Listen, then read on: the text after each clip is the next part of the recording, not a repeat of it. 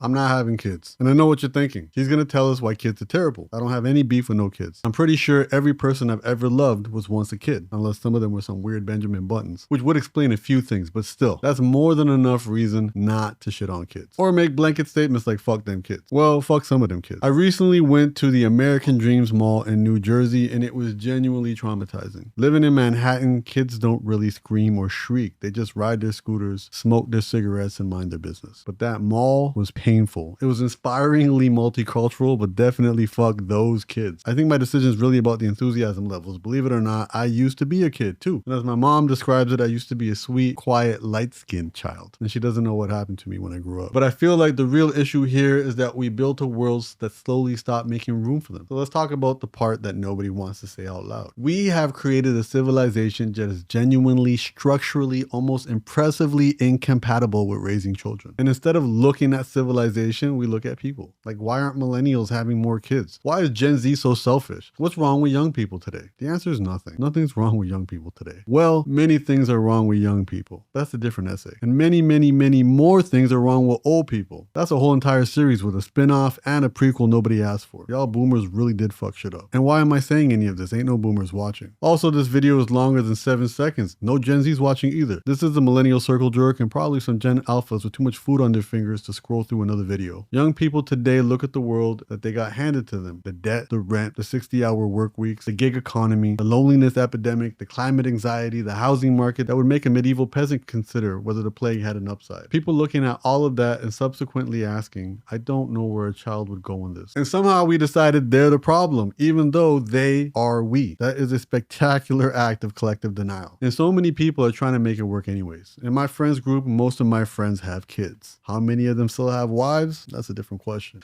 And I think for a lot of people, they're convinced that having kids is just what you do. It's on the template. Even if it feels like bathing in gasoline and jumping into a swimming pool in a volcano, which honestly, for some of them, is a reasonable description for the first year of parenthood. So here's where most people get this conversation wrong. For most of human history, you didn't raise a child. The village raised the child. Your grandparents in the next hut, your aunts and uncles 3 huts over, the neighbors you'd known for generations. Everybody was involved. Everybody had opinions. Everybody was probably beating your kid. Whether that's right or wrong is beside the point right now. At least they were there. And that group, commonly known as a community, held it all together without a single Google Calendar invite. It takes a village to raise a kid. We've all heard that. What we don't say is we burned down the village piece by piece. We tore it down and we called that progress. And now we're standing in the rubble going, why is nobody having kids? Why does everybody seem so overwhelmed? What happened to family values? We happened to family values. We built an economy that requires 2 incomes to afford what 1 income could buy 50 years ago. We built a housing market that prices young families out of the neighborhoods their parents grew them up in. We built a work culture that treats 40 hours as a starting point and calls anything less a character flaw. We built a social setup where the default setting is isolation, where people move cities for jobs, they lose their communities, they start over, they move again, and they call that opportunity. And then we put a bumper sticker on the cars we can barely afford with those little stick figure families on the back, smugly announcing to everyone in traffic that we figured it out. We all did this because we decided we were allergic to friction. Friction was the enemy. Friction was inefficiency. Friction was the thing standing between us and what we wanted, so we destroyed it. We built apps that removed every inconvenient pause between desire and fulfillment. Hungry, food appears. Bored, content appears. Lonely, a grid faces appears. Horny, well, we sanded down every edge until nothing pushed back. We optimized every waiting room out of existence. We built a world where discomfort is treated as a traumatizing design flaw that someone should have fixed in the next software update. Never having to update ourselves. And that's the problem. You see, friction wasn't just inconvenient. Friction was how communities were formed. Pressure builds diamonds and friction polishes them. Inconvenience was the price of community, and we decided it was too expensive. You suffered with your neighbors. You couldn't leave so easily. So you invested. You put down roots because the alternative was too much of a hassle. You were stuck in the same place long enough to actually know people. Friction was the resistance that built the muscles. And now we took all the weight out the gym. And now we can always hide. Headphones on outside, in our cars, in our rooms, behind our phones, scrolling past other people, being perfectly comfortable and completely alone. And then we act surprised that a frictionless life feels like holding nothing. Like you can't get a grip on your own life. Here's the truth. Every upgrade comes with a quiet downgrade. We built cities, we lost community. We built careers, we lost shared time. We built independence, we lost interdependence. We built the gig economy, we lost stability. We built social media, we lost actually having social lives. We built convenience, we lost the inconvenient bonds that used to hold people together. And they used to hold people together without anyone having to consciously maintain them. And none of this is a conspiracy. Nobody sat in a room and said, let's slowly destroy the conditions that make family life possible. They just said, this is more efficient, this is more profitable, this optimizes the output. And we said, great, sign me up. And here we are. The birth rate is collapsing in every wealthy nation on earth. And how many of us immigrant kids had the same amount of siblings that our parents did? Not many. Not because people stopped wanting connection, not because people stopped loving children, because the world we built runs on exactly the things that make building a family feel impossible. Mobility, flexibility, optimization, growth, scale. It's great for a startup, terrible for a toddler. That 8-kid family where you pop them out and put them to work on the farm as soon as they turn 2.5, not an American dream anymore when you can't afford formula and diapers. And it's hilarious how we respond to this. Birth rates fall, economists panic, politicians convene, think tanks publish 60-page reports that conclude essentially that people should have more kids. Fucking groundbreaking. That's the solution they keep landing on? So they go to financial incentives, tax credits, baby bonuses, subsidized childcare. Here's Hungary, here's Japan, here's Elon Musk tweeting about civilization's collapse from his 13th child's birthday party. A child being raised by a nanny in a house he visits for photo ops. And I'm not gonna lie, money helps. I'm not saying it doesn't, but you can't write a check that replaces a grandmother who lives nearby. And you can't subsidize the neighbor who watches the kid for an hour because you're stuck in traffic. There's no tax incentive for a community that knows your name and would notice if you didn't show up. And you can't budget for a world where kids used to be an asset, labor, continuation, survival. And now they're just smelly bills. This stuff isn't a spreadsheet problem, it's a culture problem. And you can't buy back a culture you spent 50 years quietly agreeing to destroy. Here's the analogy. Imagine you took a fish, a perfectly healthy fish, and over the course of 50 years, you slowly drained its tank. Not all at once, gradually. Every year, a little less water. Every year, the fish is working a little harder. Every year, the fish is adapting, adjusting, doing what fish do. And then one day, you look at the fish gasping at the bottom of the nearly empty tank, and you say, what's wrong with this fish? Why won't it thrive? Fish in 1965 thrived. This generation of fish is so weak. They're snowflakes. We need to make fish great again. The fish is fine, motherfucker. We drained the tank, and nobody meant to. And this is where I'll have to take my own responsibility in all of this because I'm not exempt. I live in one of the most expensive cities on earth. I live alone, except for the pretty girl who runs around naked and never chips in for rent. I have a career that demands my time in ways that don't really negotiate. I'm mobile, I'm optimized, my life is full of options, and I'm very light on roots. And I look at it honestly and I think, I love my life and I don't want a kid or a baby mama to fuck it up. But for the sake of the points I'm making in this video, I look at my life and think, where would a child fit in this? See, it's not always because I don't want one or because I think my freedom's more important or the fact that at my age, my hair and my beard are still black. But see, because the life I built, the life that this world rewarded me for building, doesn't naturally hold a child. The container is wrong. And no amount of love fixes a container that doesn't hold. And I could force it. Plenty of people do. I think most people do. Some of them make it work through sheer force of will and love, but a lot of them are just quietly, persistently exhausted in a way they can't fully explain because nobody told them they were trying to do a group project completely alone. They're 10 years younger than me and they look 10 years older. That's not a sign of age, that's a sign of load. And I get it. I genuinely get it. If somehow I had a child tomorrow, I would flip a biological switch and I'd figure out how to make it work. That's what love does. But look around. Nobody else is helping us make it work. If anything, the whole architecture of modern life is quietly pushing us in the opposite direction. This is what I actually want to say. Not to people without kids, to people judging the people without kids. Before you call them selfish, look at the rent, look at the hours, look at the loneliness, look at the fact that community, real community, the kind that shows up, is now something you have to manually construct from scratch every time you move, while also working to pay off loans and figuring out who you are. And then tell me with a straight face that the problem is that they're too focused on themselves. I'm selfish. I know I'm selfish. Me and Boogie fly first class. But also at 6 months, she understood full sentences. And after 5 years, she believes every lie I tell her. That's selfish. You know what's not selfish? Choosing not to bring a child into a world that wasn't designed to hold them. The same way that this world isn't designed for everyone to have horses, hunt their own food, or die at 35. That's not selfish. That's just honest. You see, we didn't become worse people. We built a different kind of life, and we don't like what we traded. Every generation makes a trade. That's not cynicism. That's just history. We traded the village for the city. We traded roots for the options. We traded communal for the individual. We traded stillness for speed. And we got real things in return. The world we're actually designed for as a species shouldn't include Wi-Fi, or the ability to fly across oceans in a metal tube, or YouTube tutorials on how to make an omelet at 2 a.m. because you're still figuring out eggs. Those things are good. I like those things, but they have a cost. And the cost of this particular set of choices is becoming harder to pretend isn't real. The question isn't whether the trade was worth it. We're already here. There's no refunds or exchanges. Anyone selling you the idea that we can take things back to a better time most likely spent time on Epstein's Island. The real question is just whether we're honest enough enough to look at what these modern conveniences and changes actually cost, instead of handing the bill to the people who were just trying to live inside what we built. And I know there's one person watching this who's been waiting for me to get to the point. My mom. Still waiting, still hoping, still dropping hints like it's a group project I forgot to do my part on. And I get it. She comes from a world where kids weren't a question. They were a continuation. You didn't sit around analyzing the conditions. You didn't audit the container. You just did it because that's what life was. I wish I could give her that. I wish I could give her something simple, something that didn't require an explanation this long. But I don't live in that world. I live in this one. And this one is asking something different from me, something different from all of us. Not because we're better, not because we're worse, just because we're here in this particular moment with this particular set of conditions. And we're just trying to be honest about what we see. So no, I'm not having kids. And it's not because I'm broken. It's not because I'm selfish. And it's not because I don't understand what I'm walking away from. It's because I'm looking at my actual life, this mobile, optimized, option-rich, community-light life that everything around me has rewarded me for building. And I'm just being honest about what it holds. Kids are still beautiful, apparently. The life we build just isn't designed for them anymore. Not the way it used to be, and maybe that's okay. It's not ideal. It's not what anyone would have chosen if they had seen the full cost up front. But this is real. And I'd rather be honest about what's real than optimistic and what isn't. The tank is what it is. And now we have to decide if we're going to struggle to pretend it's full or admit it isn't.